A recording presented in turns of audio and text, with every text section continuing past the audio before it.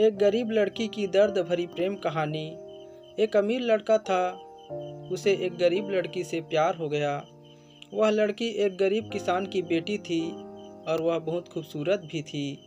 किसान की बेटी सुंदर होने के साथ साथ काफ़ी समझदार भी थी। एक दिन लड़के ने उस लड़की से कहा, मैं तुमसे बहुत प्यार करता हूँ और तुमसे शादी करना चाहता हूँ। लड़की ने बहुत सोचने के बाद उस लड़के को शादी से इनकार कर दिया, क्योंकि वह सिर्फ गरीब घर से ही रिश्ता रखती थी। कुछ दिनों बाद लड़के ने लड़की के माता पिता से बात की और उस लड़की को समझाया।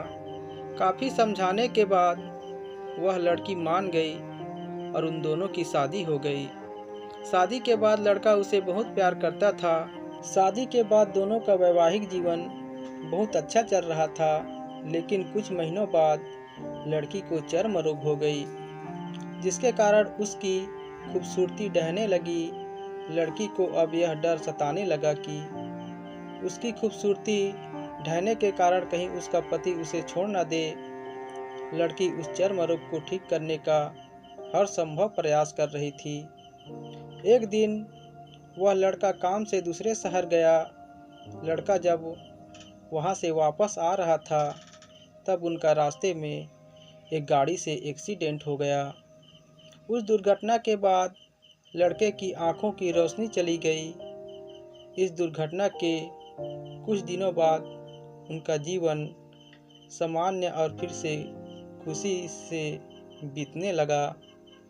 वह लड़की चर्म रोग की वजह से कमज़ोर और बदसूरत हो गई, लेकिन पति अंधा होने के कारण उनका वैवाहिक जीवन ठीक से चलता रहा और दिखाई न देने के कारण उसका पति उससे पहले की तरह प्यार करने लगा। कुछ साल बाद बीमारी के कारण उस लड़की की मौत हो गई।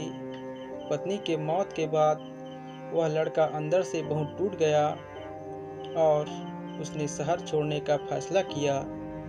तभी उसके पड़ोसी ने कहा, अब आप तो अपनी पत्नी के बिना अकेले पड़ जाएंगे। वह आपका काफ़ी अच्छे से ख्याल रखती थी।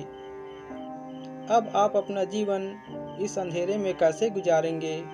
तब उस लड़के ने अपने पड़ोसी से कहा, मैं कभी अंधा ही नहीं था, लेकिन मैं यह सोचकर अंधा होने का नाटक करता रहा कि कहीं मेरी पत्नी को उसकी बीमारी और बदसूरती के कारण यह न लगे कि मैं उससे प्यार नहीं करता।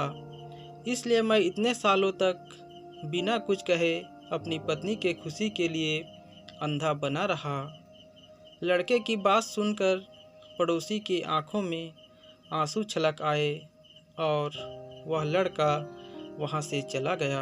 दोस्तों, यह कहानी आप लोग को कैसी लगी कमेंट में ज़रूर बताइएगा। ऐसी ही और मज़ेदार कहानियाँ सुनने के लिए प्लीज़ हमारे चैनल को सब्सक्राइब कर लीजिए। इस कहानी को सुनने के लिए आप सभी लोगों का दिल से धन्यवाद।